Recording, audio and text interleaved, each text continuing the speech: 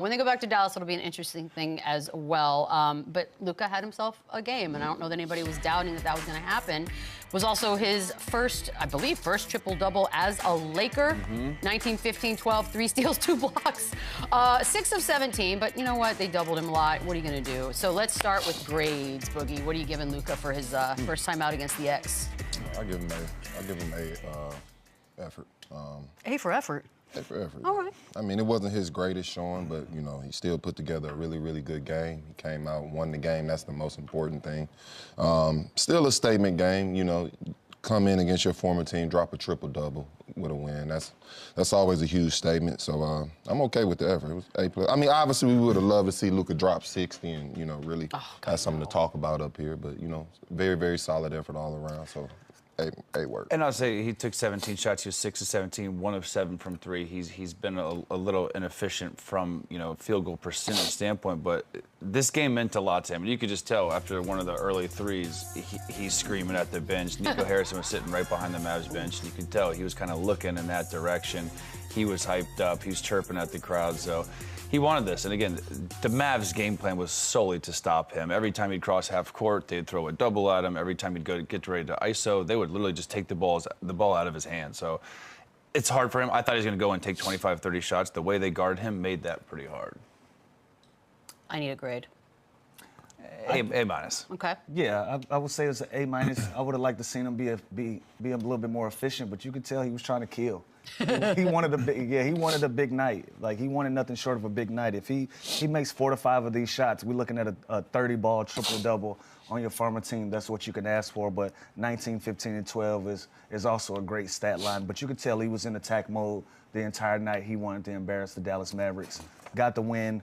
Not as a big of a game. We're sitting here chopping up a triple-double, like, because for real. Yeah, he was 6 I thought he was for going to have 50. Yeah, I thought he was going to go nuts. 10 for 17. This makes this a 30. This makes this a 30 ball. But you can tell that he was in attack mode. He really wanted this game bad. So I give him an A minus. And you know what's interesting? Watch this game. Obviously, all eyes were on Luka and how he's going to perform. But I was watching like Kyrie Irving, and it almost felt like he wanted to prove too that, like, okay, Luka's gone. This is now, like, I want to prove also they made the right trade, and I'm the guy. So he looked, to me, he looked even more aggressive. He looked like he was trying to go for 42, but that was interesting to me. Like, he almost looked like he had just as much to prove as Luka did. It's a good appetizer though, but I look forward to seeing the game when they go down to Dallas. I was gonna say. I think that's when we really get the fireworks. That's when we're really gonna get the fireworks. So this is a good appetizer. This was a good warm-up, but I look forward to the next time these teams match up. That's the thing, because afterwards Luka was like, "I'm glad it's over." I was like, "I don't think it's over. I think the real started, one's by the coming." way. Yeah. So he's just saying that just to say it, because we don't believe But that. it's also so late too. Like, who knows even if the seeding is you know, if they're slotted in, if they're even playing back then. I think it's like the third to last game of the season. Silly. So obviously I hope and I wish AD and everyone was healthy on the Mavs this time, but the game in Dallas will be a lot more emotional. And one thing we aren't considering, this is Luka's first time going through this. It's not like this is his first time. This is first time getting traded, being on another team, having the experience of being on the other side of the ball with a fan base that's usually with you, even though they still feel like he's one of their own. So I'm sure there was a lot of pressure, a lot of attention on him that he wasn't used to. So him saying that this is over for the night, like, it's over for a while. But this isn't going to go away for a couple of years now. Oh, so no. Get used to it, man. And you could tell, too, the refs were letting them play last night. Like, they could almost tell this is going to be physical. They're going to go at it. It was such a just physical game from the beginning to the end. The refs, I got to give them credit. They let them play all night long. They were very consistent with the whistle. See, Lou, and if we had our transparent grading system for the refs, we would be able to talk about it today without, giving them a microphone. I just love that you're so upset about that. Sources close, I love this. Sources close to Luka say a beast has been awakened inside of him. Been awakened. I mean, it is very dramatic. It's a very Hollywood trailer line. But here's the thing. By the way, a beast has been awake for 6 seasons already. Like, how much more can we awake? He was a beast when he was 350. Well, that's kind of the point, I hate right? to see him when he's 240. I mean, Did he not look skinny? He looks skinny to me. Well, we love our storylines. And we love to create some drama and something to talk about. Like, Luka has always been a beast. Like, that's never been a concern. Like, what is he going to run faster now? What is he going to start dunking? Like, I can't imagine. What is this? This is a step-through layup like nobody is there. three-pointer, follow it down. Matter of fact, I get an and one out of it, even though it didn't go my way. Like, these are, what else there is it there? is. This is where. What's That's that? the one. Yeah. Look at the bench. Look at the That's bench. the one. Yeah, Yep. 19, 15, and 12 isn't beast-like work. Feels like it is. Yeah, like he just had 32 the other night, and obviously his pedigree is solidified in what he did in a Dallas Mavericks uniform. He's been a beast since day one, so I don't know what's left for him. We really traded a generational talent over weight issue. They did. Over beer, it sounds like now. No, is the don't worry story. about He the likes beer. Over 40 six-time pounds. all first team NBA All-Stars run to the finals last year. Let's look at his like body fat and trade him. He gained weight while he was injured. And While he we was cooking. thought, we should trade him. He's eating. He's gonna gain weight. Not in LA. It makes no He's sense. in the right place. And I do think personally, again, this isn't just going to die. Obviously, it's good to get this game over with, but the big one is in Dallas, and again, this is going to be an ongoing thing. You don't just move on from something like this. I think he's still shocked, but he's my pick for MVP next year. Like I think Wow. he's going to be on a mission. 100%. He is on. He is that guy next year. He's going to get in the best shape of his life. He's going to spend all off summer proving Nico Harrison, you made a huge mistake. And I can relate to that. Yeah. I could. When I went through my situation, when I got traded, literally that was my mindset going into that offseason. I'm gonna get into the best shape I've ever been in. I want to go prove to the world like I'm a winner. I can help lead this New Orleans team to the playoffs. So I get it. I understand the mindset. I understand this statement completely. When I was talking to my team, it was the same type message. Like I got to take my game to another level. I mean, it was ugly. Like, it's one thing to be traded. It just felt very personal, like breakup, right? Like, it's one thing to be traded. It's another thing to be traded and then hear about, well, they thought you were fat. Yeah, Like, what? okay. It's not me, it's you. You're a top 3 player fat, then fine. Then what is he gonna be when he gets in shape? It's like it's just don't know. it never makes sense to me. Why would you do this? By the way, there was an ad released. Jordan Brand released it ahead of this game. Take a look.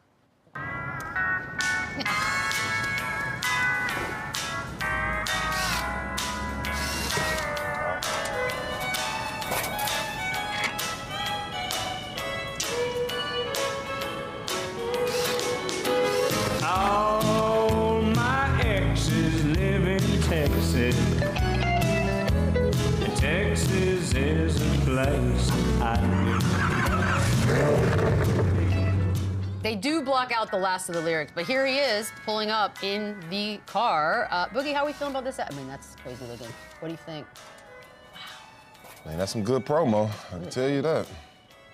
That was Sick car. quick. That's a sick car. But Jordan's come with the heat. I like that they're backing him too. The first ad said like "sorry y'all" or "howdy y'all," kind of clowning Something y'all, the yeah. Texas terminology here. And now this, I love it. This is why you choose a brand like this to sponsor you and to back you in a time like this where you need all the support you can get. So I love this from Jordan Brand.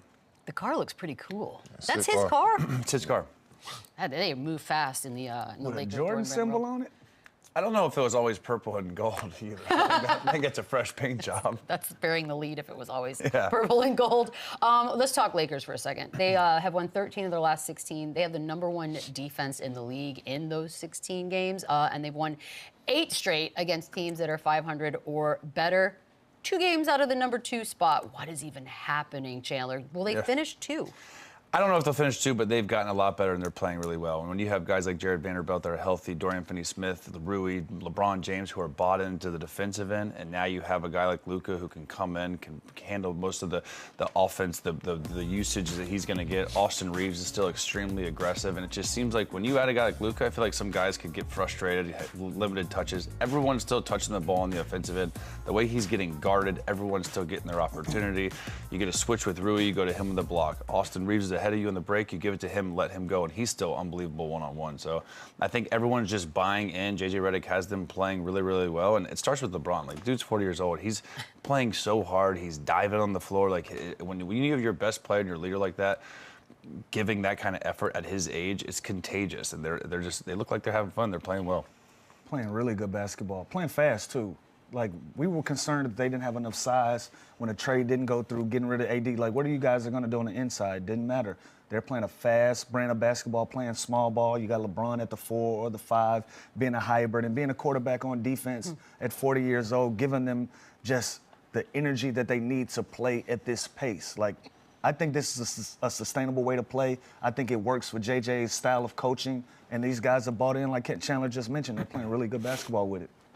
I agree. I mean, obviously it starts with LeBron. I mean, he's the veteran guy. He's the oldest guy on the team. He's the most experienced. He's the most established. And when you have all those things and he's leading by example on a nightly basis, like Lou said, it's easy for that to be contagious to the rest of the team. And also, you stick out like a sore thumb if you don't, fall that line. So obviously everybody's bought in right now with this Lakers team, and that's great for them moving forward. Feels like there's a realistic window here.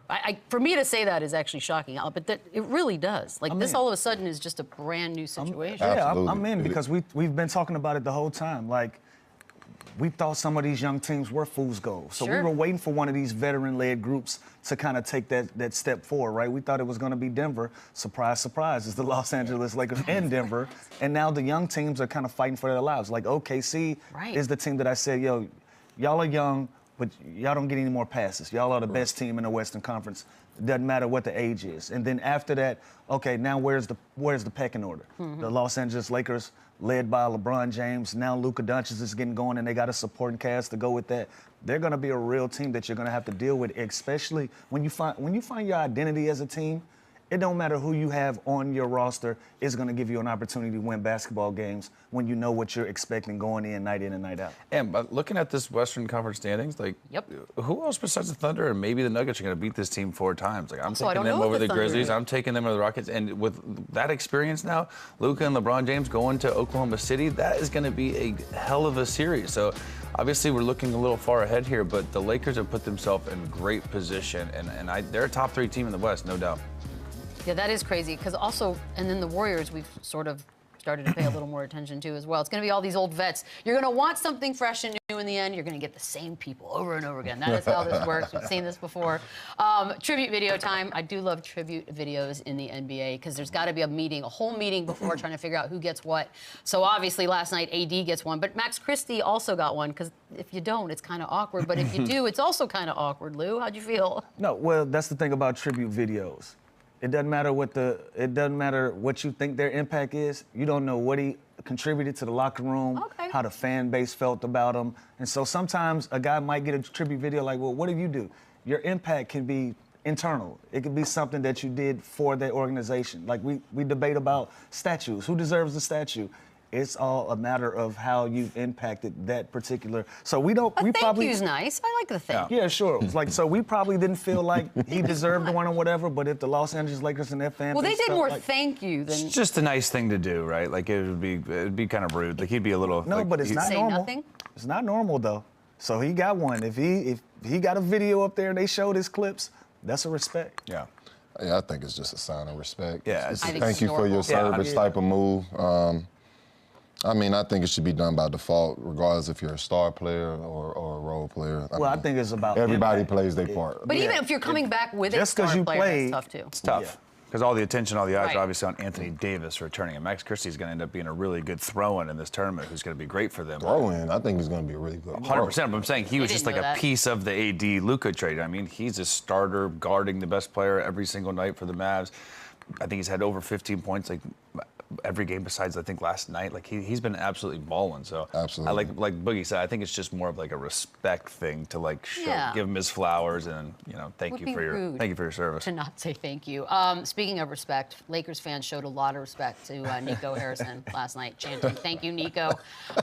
Chandler, what was it like in the building? I love it. And that is weird. What's funny too is like Rob Pelinka walks around that arena like he won, like God fleeced him, like, you know what I mean, like the crowd is looking at him, like dapping him up when he's walking by, like Did he have the slick back? Oh, he got the slick back. Did he have the weird nice little jacket? tight jacket. Oh, little jacket. But the like baby leather. he walked, like he. By the way, we don't even know if they won the trade yet. We assume they won the trade, and I think they're going to be. But like the Laker fans love Rob Pelinka, and they feel like they fleeced Dallas and they won this trade. So Pelinka, it's like starting lineups. Every time he walks to his seat, he was dapping up people. It was hilarious. Are you kidding me right now? Okay, but if you're Nico and he wore a little pale blue suit, like he was you saw him. Do you think he has regrets, or is he long gaming this, thinking he's still in it? I think he's showing his best poker face right now. Just try to keep all emotions in order. Ignore all the messages and the statements coming to you, but there's no way he's sleeping comfortable. And it's hard to say because that first game that we did see AD, we were like, He was dominant. For 3 quarters, were amazing. For three quarters, we were like, okay, this might be something, and then boom, he goes out. The wheels kind of fall off of everything they got going on. So now we don't know what to expect from the Dallas Mavericks. But it's no way. You can't paused. sit here and tell me when this trade came about, like, that wasn't a concern for the Mavericks. Had to Like, be. this isn't something that's new. Like, we've He seen knew there was this gonna from be AD backlash. all the time. An But injury. I thought but for 3 quarters, He looked. for 3 quarters, There's no it was knock quiet. to AD. AD's an Yeah, extreme no, talent. for 3 but we know quarters- what comes with that talent. Yeah, Like, but for 3 quarters, it was quiet, and it looked like, okay, maybe we will be okay. And then what's the number one knock on AD? He gets stays hurt. injured, and he gets hurt. And now the Dallas Mavericks fans are like, well, now this is our problem. You know what I'm saying? And so that started back the criticism of Nico. But for 3 quarters, it was quiet. And I'll tell you this, they're missing Caleb Martin, Anthony Davis, Lively, Gafford. Like, That's a they are lot. banged up. So when Yeah, they're wheels full fell off. strength and they start winning games, I think this trade will kind of make more sense to the fan base and everything. But he had to have known there was going to be backlash. You don't just trade a Luka out of nowhere. But did he imagine that, he'd need to beef up his security and his daughter is going to get, bullied apparently at school? There's all these different stories coming Wait, out how like old's that. the daughter? That's Is she wild. like a Like little... that's a lot, and that's not fair. But you also this is a crazy move that shocked the world, and people were clearly upset about it. But How old is the Yeah, daughter? how old's the daughter? Where we she's looking? in like high school. oh, that's it's no. Like I said, it's no way Nico Harrison is sleeping great at night. Full-time security apparently, 24/7. Leave I that know young people lady have alone. full-time She had security. nothing to do with that. Yeah, this is sports, people. Relax. It is sports. It's Chill just out. sports. Guy- Young lady alone. Also, I'm not going to school. I tell you that right now. I've stayed home for lesser reasons. So well done. Bucks Rockets. Okay, so this is a fun one because the Rockets